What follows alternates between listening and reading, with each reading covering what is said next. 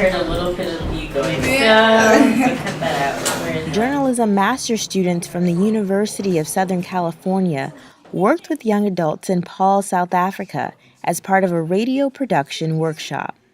16 South African students participated in the 4-day workshop in partnership with youth development organization Koinonia. The students came from diverse backgrounds, but all of them had a desire to tell the stories of their community.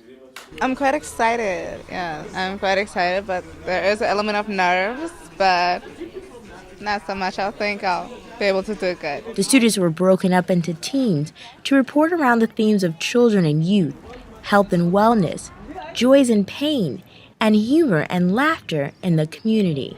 Being a journalist is not so easy like the people made it seems. They went into the surrounding neighborhoods to interview residents. How were you active in the protest and the struggle? Well, in 1976, I was part of the struggle. I've been shocked.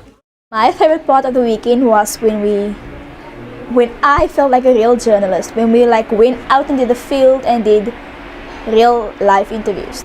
The interviews, you see, they were tense, but I learned a lot from it. The students learned how to conduct interviews and record quality audio in the field. With the help of the U.S. student facilitators, the South African students also learned technical skills in the editing room.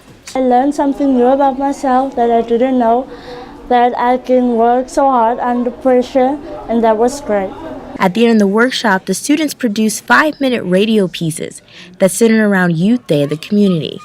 One of the goals of the project is to help the students gain skills for their futures. I want to have my own TV talk show. I would like to pursue a career in journalism. I would like to study journalism in the media industry. This is going to be the greatest thing ever for me. I just want to thank you guys. While the facilitators from the U.S. imparted their journalism knowledge during the workshop, the students from South Africa gave back an unforgettable learning experience to them.